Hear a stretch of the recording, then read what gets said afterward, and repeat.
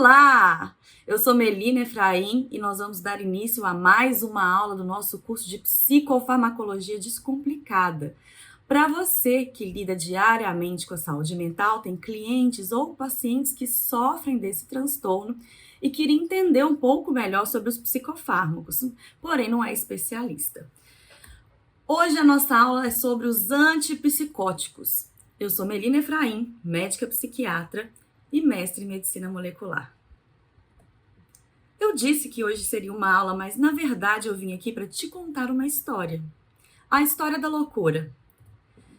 E a gente não pode falar da história da loucura sem citar Barbacena, né? O famoso Holocausto brasileiro, ou onde aconteceu, né? Que a gente fala sobre a loucura no Brasil. O berço da loucura do Brasil foi onde eu me formei, onde eu fiz a minha residência, né, no Centro Psiquiátrico e Hospitalar de Barbacena. Não teria lugar melhor para aprender psiquiatria. E Barbacena, assim como o resto do mundo, está inserido numa história. Ainda lá para o lado da Idade Média, né, os loucos eles eram embarcados no que chamamos de naus dos loucos, eram grandes navios, e eles eram despejados em terras longínquas, eles eram deixados à sua própria sorte em países distantes, desabitados. Mais para frente um pouco ainda, né, à luz da Renascença, foi colocado o fim, que a ideia da loucura era uma possessão demoníaca. Então, até ainda no século XVI, ainda se acreditava que a loucura era uma coisa do demônio. E só lá para o século XVIII que Pinel, na França, vai separar pela primeira vez os doentes mentais das figuras da miséria, introduzir a função médica nos hospícios. Hospícios são hospedarias, que eram hospedarias de caridade que recebiam os moribundos, as pessoas na rua. No século XIX, né, voltando aqui para a nossa história no Brasil, Pedro II vai dar de presente ao imperador, até então, um hospício, porque até então os hospícios eram considerados chiques, eram de coisas de glamour, porque eles praticavam o que a gente chama hoje de higienismo. Eles tiravam, né, o pessoal louco da rua e colocava quietinho lá no hospital. Bom, continuando a nossa linha do tempo, Kraepelin, no século XIX, vai falar sobre a demência precoce. Então, o primeiro nome da esquizofrenia foi demência precoce. E ele vai falar que havia um enfraquecimento das atividades emocionais que formam as molas propulsoras da volição. Existe a perda da unidade interna das atividades do intelecto, da emoção e da volição. Então, até hoje a gente usa essas definições de Kraepelin para nossos critérios diagnósticos de esquizofrenia, assim como os próximos também. Os 6 A's de Bloiler até hoje são usados no nosso DSM, né? Ele vai falar das associações do pensamento, o autismo como sintoma da esquizofrenia, da parte social, a ambivalência, o embotamento afetivo, distúrbio de atenção e a avolição. Schneider, né, mais contemporâneo, digamos assim, vai falar sobre os sintomas de primeira ordem da esquizofrenia. Quer dizer, se você está diante de um desses sintomas, provavelmente você está diante de um esquizofrênico. Seriam esses sintomas: sonorização do pensamento, voz sob forma de argumentação, vozes que ficam comentando as próprias atividades, vivência de influência do corpo, roubo do pensamento, percepção de sentimentos influenciados por outros e percepção delirante. Bom, nossa história continua ao longo dos anos e a gente tem visto que a evolução da história natural da esquizofrenia tem mudado muito, né? Então, nossa estrada, que era uma estrada desburacada e o paciente ele estava fadado a desenvolver uma demência precoce quando tinha esquizofrenia, hoje, com o advento da medicação, isso mudou e mudou muito. Para entender isso um pouco, a gente tem que voltar lá na década de 50, quando descobriram o primeiro antipsicótico, a clorpromazina. E foi definitivamente um divisor de águas para a psiquiatria. Foi algo realmente revolucionário, que permitiu a gente sair disso para isso. E a clorpromazina, que foi o primeiro antipsicótico descoberto por um acaso, assim como tudo na psiquiatria, ela se tornou disponível pela primeira vez em 1952 na França. E como eu disse, foi considerado os maiores avanços da medicina. A chegada da clorpromazina, ela mudou a história da psiquiatria e das enfermarias psiquiátricas, possibilitando a desinstitucionalização dos pacientes.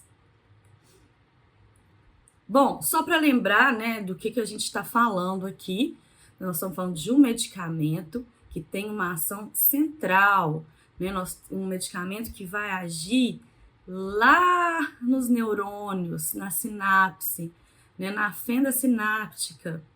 Então, a gente está falando de algo, um mecanismo de ação bem específico e que realmente vai trazer uma mudança, né?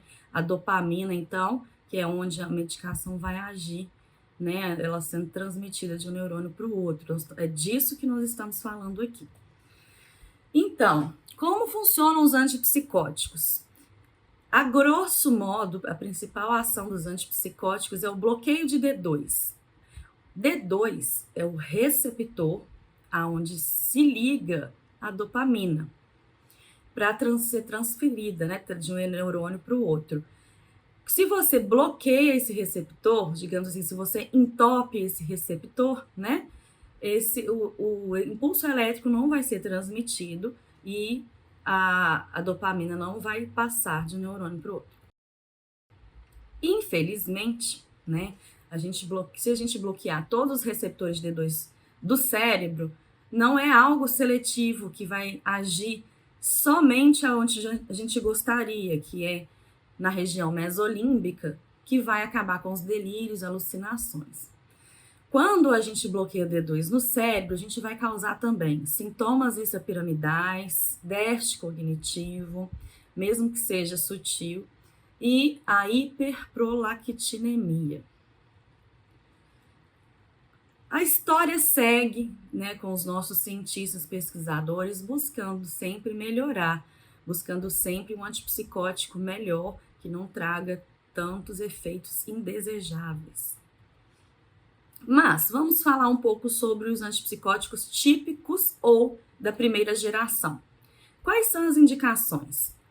É importante lembrar que antipsicóticos não são usados só na esquizofrenia, principalmente na esquizofrenia, mas a gente pode usar também no tratamento da mania, da agitação psicomotora, delírio, entre outros. E a gente costuma separar os antipsicóticos típicos ou da primeira geração em antipsicóticos de alta potência e baixa potência. Então, para ficar claro, de alta potência a gente pensa no haloperidol, que você precisa de baixas doses para atingir um efeito terapêutico, e baixa potência, por exemplo, a clorpromazina, que é o Ampliquitil, que você vai precisar de altas doses para atingir um efeito antipsicótico. Os efeitos adversos desses medicamentos são convulsão, arritmia, sedação, efeitos cardiovasculares, anticolinérgicos, muito importante, mas principalmente quando se fala de antipsicótico de primeira geração, a gente pensa em sintomas extrapiramidais, que seriam os sintomas de parkinsonismo, bradicinesia, rigidez, tremor fino e acatisia.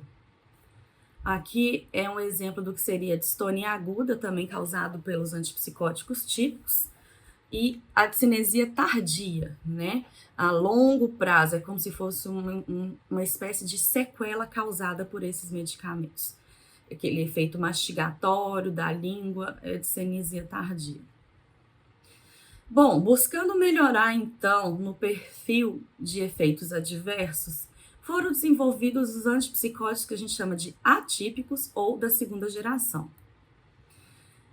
Eles são utilizados para tratar a esquizofrenia, mas também no transtorno bipolar eles têm grande aplicação e, inclusive, hoje em dia está protocolado, né, que antipsicóticos atípicos eles são e devem ser tratamento do transtorno bipolar. Clozapina, não podemos deixar de falar da clozapina, que ainda é considerada padrão ouro na esquizofrenia. Foi o primeiro antipsicótico atípico, tá? E ele proporciona para o paciente o que a gente chama de o despertar, trazer o paciente de volta para a vida, né? E ele é o único capaz de reduzir risco de suicídio na esquizofrenia. E, além disso, ele ajuda no tratamento da discinesia tardia, um dos poucos medicamentos que melhora a discinesia tardia. Por que a gente não usa clozapina para todo mundo, então, se é um remédio tão bom? Porque ele tem até 2% de risco de causar agranulocitose, que é uma queda da produção dos glóbulos brancos que vão defender, né, o corpo de infecções, vai causar uma espécie de imunodepressão, imunossupressão. Além disso, ele diminui o limiar convulsivo, muito sedativo, pode aumentar o risco de miocardite, risco cardiometabólico e constipação. Risperidona eu costumo falar que é o primo rico do Aldol. É um medicamento extremamente potente, extremamente eficaz, né? Mas o que ele tem de problema? Ele pode causar a hiperprolactinemia, que é desenvolver leite mesmo, dar leite no peito, né? Então, às vezes a gente tem problema com isso. E em doses maiores, ele também causa sintomas extrapiramidais, assim como o Aldol, né? Não na mesma frequência e potência, mas ele pode causar também. O que a gente tem de interessante é que o metabólito ativo da risperidona, a paliperidona, ela está disponível em medicações injetáveis e de longa duração. Então, a paliperidona que a gente tem hoje aqui no Brasil disponível, ela pode ter duração, né, uma meia-vida de 30 dias ou até 3 meses. Seria interessantíssimo, porém, o limitante é que é uma medicação muito cara. E a gente tem a olanzapina. Olanzapina é uma medicação incrível, muito boa, muito potente, não eleva a prolactina, ela melhora o humor, ela tem um potencial de melhorar o humor bem substancial. Porém, problema da olanzapina, ganho de peso importante. E isso nos traz limitações, né? Porque está aumentando o risco cardiometabólico do paciente. Então, esses medicamentos atípicos de segunda geração, eles têm esse problema, eles vão agir não só em D2, que é o mecanismo principal que a gente quer, mas também em outros receptores, tipo histamínicos, muscarínicos, e vão trazer para o paciente essa inconveniência de dislipidemia, ganho de peso, levando à doença cardiovascular. Então, esse é o grande problema dessa classe medicamentosa. Com o tempo, eles tentaram desenvolver outros antipsicóticos que não trouxessem esse problema, né, do ganho de peso e piora do risco cardiovascular. Por exemplo, a ziprasidona, mas não se mostrou tão potente, tão eficaz quanto os outros. Temos também a quetiapina, por exemplo, que também é um antipsicótico, mas é o que a gente considera de droga multimodal. A quetiapina é uma medicação muito interessante porque em dose baixa, 25, 50 miligramas, ela age como hipnótico para dormir, para tratamento de insônia. 200, 300 miligramas, ela vai ter uma função de estabilizador do humor, muito usado no transtorno bipolar, inclusive um dos melhores medicamentos para tratar a depressão bipolar. E só doses acima de 400 é que realmente vai ter um potencial antipsicótico e que são aplicados para pacientes esquizofrênicos. Porém, traz o mesmo inconveniente do ganho de peso. O aripiprazol, outro medicamento bem interessante também, um antipsicótico novo, né, digamos um dos mais recentes. Porém, né, aí parece que a gente volta no início do ciclo, né? É um bom remédio, não causa efeitos cardiovasculares, como a olanzapina, por exemplo, porém, ele causa efeitos parecidos como o Aldol, de acatisia e sintomas exapiramidais. Então, a gente volta a ter o mesmo problema de novo. Em alguns outros países, como a França, por exemplo, o aripiprazol e a olanzapina, eles estão disponíveis na forma injetável, o que é muito interessante. Afinal de contas, então, como escolher, né? Com tantas opções, como é que você escolhe? Então, é muito importante deixar claro que o tratamento, ele é individualizado, é personalizado. Tratamento de esquizofrenia não é igual para todo mundo. Cada paciente tem um perfil diferente. Então, o que a gente usa para nos guiar, para nos nortear? Primeiro, os efeitos adversos, né? Qual que é digamos, os efeitos adversos menos inconvenientes para esse paciente que a gente está ali. Por exemplo, se for um paciente já diabético, a gente usar um antipsicótico que vai fazer ele ganhar peso não é legal, né? Ou então um paciente que já tem uma arritmia cardíaca, a gente tem que tomar cuidado. Por outro lado, né, se for um paciente que tem muito sintoma negativo, um quadro que predomina mais sintomas negativos do que positivos, por exemplo, embotamento afetivo, avolição, anedonia, você precisa de usar antipsicóticos atípicos ou da segunda geração. Os antipsicóticos típicos ou da primeira geração, eles costumam piorar os sintomas negativos. Então, diante do perfil dos sintomas, a gente também consegue escolher, nos nortear qual o melhor remédio. E também as interações medicamentosas, né? A gente sabe que alguns medicamentos eles vão aumentar a concentração dos antipsicóticos, por exemplo, fluoxetina, cetoconazol, antiproteases, fluvoxamina. Eles vão aumentar a concentração plasmática, eles vão potencializar os antipsicóticos. Já outros medicamentos como carbamazepina, elas vão reduzir a concentração plasmática desses medicamentos, assim como o cigarro. Então, pacientes esquizofrênicos, eles tendem a fumar mais do que pessoas da população geral. A gente sabe disso. Mas, por outro lado, o cigarro, ele reduz muito a concentração plasmática dos antipsicóticos. Por isso, em muitos casos, no paciente que fuma, a gente precisa de usar doses maiores. Bom, o capítulo final da esquizofrenia ainda não foi escrito, o que se espera acontecer no próximo século. Então, a gente está fazendo parte dessa história que ainda está acontecendo. Essas são minhas referências. Era o que eu tinha para trazer hoje. Muito obrigada.